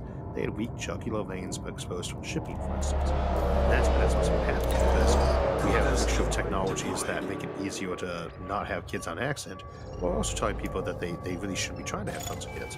That can change very quickly if the population is seen to, let's say tomorrow we get a replacement for fossil fuels. It's cheap enough now to manufacture them through the sommelier process to make fossil fuels out of thin air through carbon dioxide reduction. Let's say that we get really good solar panels and we get much better agricultural technology, and so they say, well, we don't have to worry about sustainability. Now the narrative changes and people say, well, let's have more kids. So I kind of think that in all these cases we have to remember that we can't just assume that the trend for population right now in the future is going to stay the same, because the circumstances can change. What people's priorities are can change. And, I remember doing one time when they were talking about population decline, all the bigger countries all had population decline. Said, well, off the top of my head, the countries that should have the highest GDP per capita should have the lowest birth rate, and vice versa, if that's true. So let's check it that way. And so I looked up, and in the CIA World Fact, like 200 countries, looked up the top 10 for each of those categories, and the bottom 10. I said, just by random chance, there should be one or two of them on there. To my surprise, there wasn't a single case where one of the top 10 GDP per capita countries actually had one of the top or bottom 10 population rates. And vice versa. So it was actually worse than random in terms of proving the idea that prosperity means you have less kids. We're looking at a kind of series of perspectives that are related to current technology. Let's say what technology allows us to live longer. Well, people start having kids later. The technology for that is very close. So, and again, that's one of those examples. We kind of got off on a rabbit trail now.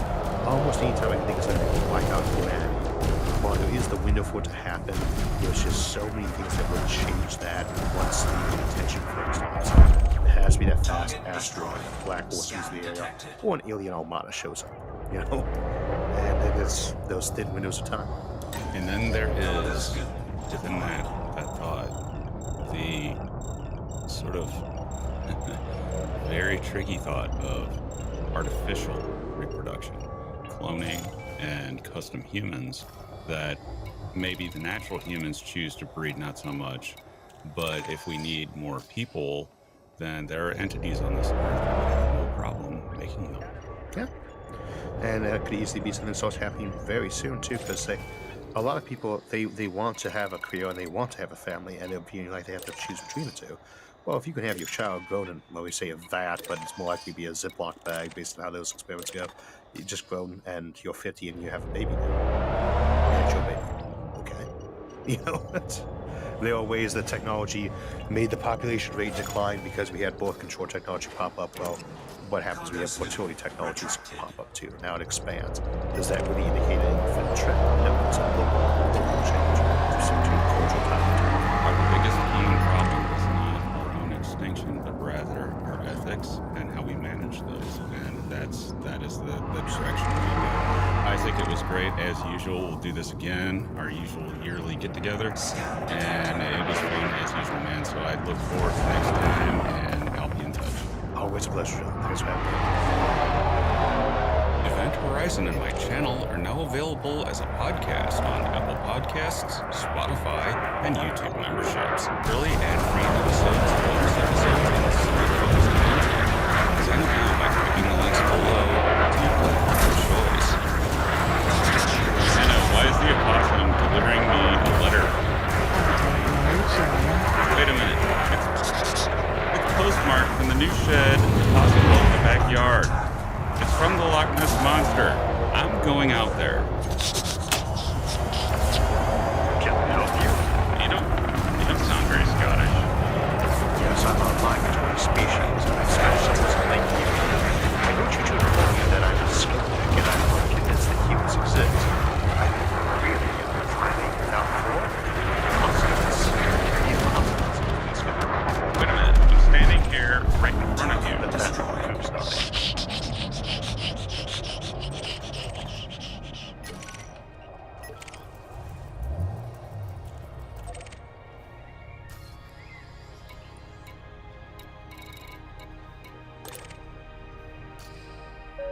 It wasn't at all obvious that Isaac Arthur played the Loch Ness Monster, John. Cargo scoop deployed.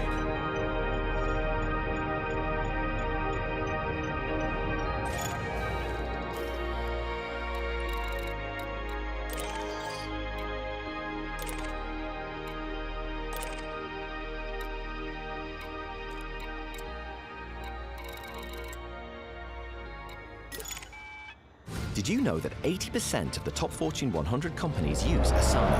Asana is easy to adopt and onboard members of every department and organization, making team collaboration easy with team-specific tasks and individual simple actions. Ensure all projects get delivered on time and on budget with Asana's interactive project timeline feature. Asana makes your organization's goals clear and accessible, meaning all teams are aligned and the work gets delivered. It's time to organize your organization with Asana.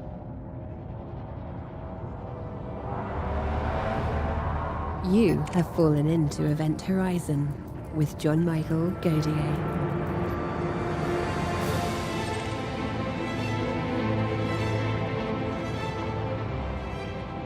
In today's episode, John is joined by Fraser Kane, creator and publisher of Universe Today, one of the world's largest portals of space and astronomy news, with over 140,000 subscribers. In 2006, Fraser joined with Dr. Pamela Gay to create Astronomy Cast, which is among the top-rated and most popular podcasts in the natural sciences.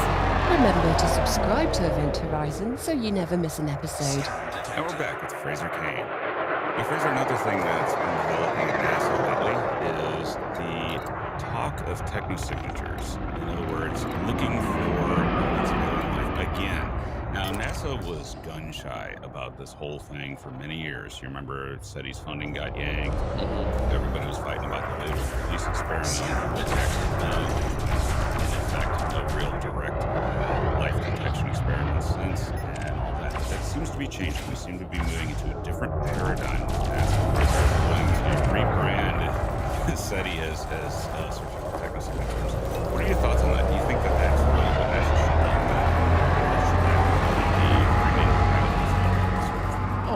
I think it's absolutely a science question, and I think now everyone should be thinking about this to some extent.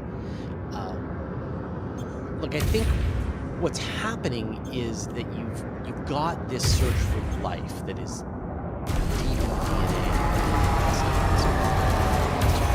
Mars, one of the goals of JWST is to scan the atmospheres of exoplanets. You've got other technologies coming after which are specifically going to be looking for habitable environments. And so at a certain point, it seems crazy.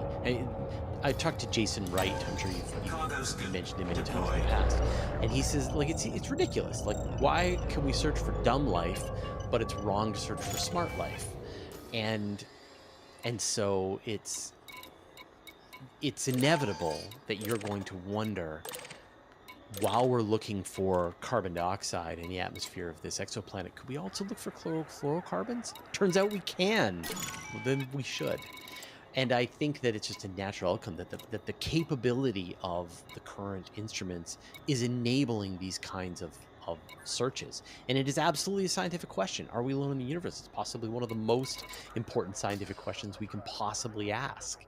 So it makes sense to ask it. And you're exactly right. There's been a dramatic thawing at NASA and other science agencies to fund this kind of research, to host conferences where researchers come together and talk about some clever ideas on how they could search for this.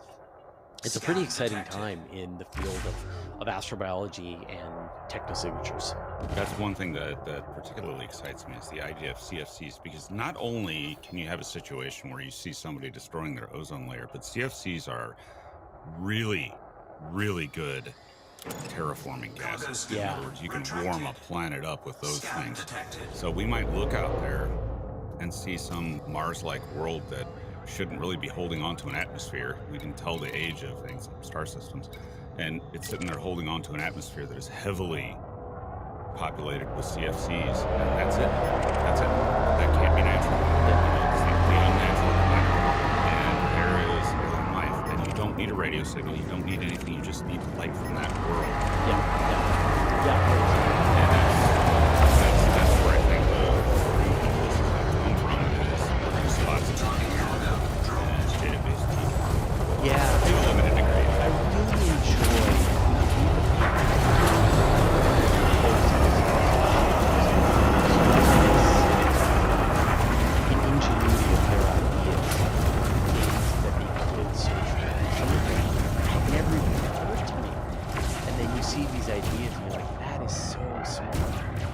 that these are the kinds of things that civilization could be giving off, in some cases intentionally, and in some cases unintentionally, that we could be looking for, either with technology we have today or technology that we could develop very soon.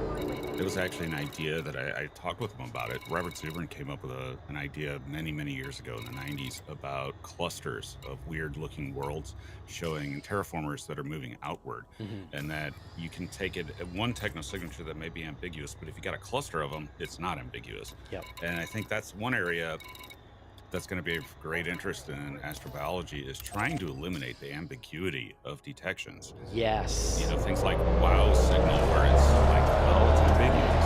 That's been a founding factor in any heavy star, anything else, anytime. Well, I mean, you look at phosphine in Venus. I mean, Venus is right over there. And astronomers are arguing about whether or not they've actually seen evidence of phosphine in the atmosphere of Venus.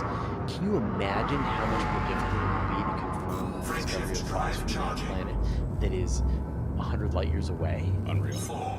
Yeah, yeah. And so, like I think that people are really hoping that there's going to be this moment where someone takes to the stage at NASA and says, "We found proof of an alien civilization, or even of life beyond Earth."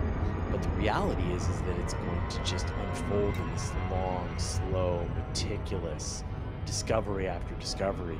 We found carbon dioxide in the atmosphere of a planet, and we know with Venus that that's possible. But we also found methane, which is a very hard time for both methane and carbon dioxide to be present in the atmosphere at the same time. And this planet is in the habitable zone of its world, and it has a magnetosphere, and so on and so forth. But, like, I wouldn't be surprised if we are waiting 50 years for scientists to say, okay, I'm pretty sure we're looking at life on this planet. But if you find a technosignature, in many cases, it's one and done. You know right away that there is no such thing as a triangular shaped planet or a green filter that you put in front of a star. There is no such thing as a radio wave that goes at a certain at a certain bandwidth. So there are certain frequencies. So there are things that would be technosignatures that actually would be vastly more convincing than a non-technical life form. But there's also the factor that they can also be disappointing. For example, you come out and you say, we have detected an unambiguous technological radio signal. We know it's narrowband. We know all this stuff. It has to be of alien origin. And everybody's like, well, what are they like? I'm like, we don't know. We just know they have radar. Yeah. And that's all we know for decades. Yep. So I temper my enthusiasm for the discovery of technological alien life, because it's going to get really murky. That said, I think we have two chances here on Earth to determine if alien life in general exists, which is looking at Enceladus and Europa and doing those kinds of missions, or cracking the nut of abiogenesis and seeing how difficult it actually is. That's enough for me, because you find a microbe that's not from here, we are not alone. We are not alone. Yeah. And that's all you need. And it may not be as interesting as a Klingon. It's still, that tells you, you find two instances of life in this star system, then this universe teems with life. And that's also when you need to be nervous, because that's when the great filter raises its dark shadow, its long shadow. Yeah. And that, what actually disturbs me the most about the great filter is that we haven't hit it yet. In other words, we made it this far, right, without any real problems, or else we wouldn't exist. So if there is a great filter, it's something we have not envisioned, because and we are 100 years away from sending out self-replicating robot probes. We are that close to von Neumann probes, and we're just so close. Yet when you look out, I've seen, in all of these years of doing this, I've seen nothing that convinced me that we're seeing any indication of alien life. But the problem is I think we should be seeing it. I think we should see a solution to the Fermi paradox. They should be everywhere. Evidence should be everywhere. And so please, you and I had a debate a couple of years ago. We are happy to have you, Commander. Either this great filter or just because I Well, the former is too horrifying to conceive of. So I'd much rather the answer is the reason we don't see anybody is because we're alone, not the reason we don't see anybody is because we're doomed. My gut feeling is that we're just rare. You know, intelligent alien civilizations are just rare, and that biospheres are not. And there's probably microbes pervading the universe. They're all over. But the more complex you get, the harder it is to arrive at that complexity. Yeah. But what I really don't like, what scares me, is if we are completely alone in the universe, because then we live on these places of magical unicorn, where organic chemistry happens. It doesn't happen anywhere else, and I don't like that solution either. Well, I don't like the crushing responsibility, because then, like, life in the universe depends on us, and that's like, let's let the Klingons tackle it. Let's let the Federation handle it. Yeah. As opposed to, if we, humanity, screw up this planet, and wipe ourselves out, and the octopuses, use all the petroleum to the octopus civilization. Docking complete. Commence power down. Station services are at your disposal. Had a chance to escape Earth, and it never did. And it was our fault. That would suck. You know, that would be absolutely horrible. As if our legacy as a species, as a civilization, is not leaving any oil for the octopi. Yeah. And that's what we're remembered for forever. Yeah. Is nice guys used all the oil. Yep. Yeah. Now, what do you think about that? Oil and getting away from it with the advancement of technology towards electric cars and things like that, to evoke Elon again. Do you think that we're going to be able to sort of move past that? Do you think we're close to fusion? Do you think that we have an out as far as a potential great filter? Yeah, I mean, like, if you're talking about, are we going to suffer consequences for burning all this oil? Absolutely. I mean, we're suffering them already. But I do think that we will come out the other side of it without completely dooming humanity. And that is the same thing for many of the possibilities. A nuclear war wouldn't doom humanity. A asteroid strike wouldn't doom humanity. A lot of volcanism wouldn't doom humanity. They would all deal a hammer blow, but they wouldn't wipe us off the planet entirely. It gets very existential when you think about what is the great filter, because it has to be something that we can't predict. Because if we could, if other civilizations were able to predict it, then they would have been able to avoid it. And it's something that happens 100% of the time to every civilization. And so whatever this thing is, it is inevitable, it is unpredictable, and it is final. That it takes out the entire capacity of the planet to turn itself into a spacefaring civilization irrevocably. And there aren't many things that meet that criteria. Even as we look with shock and awe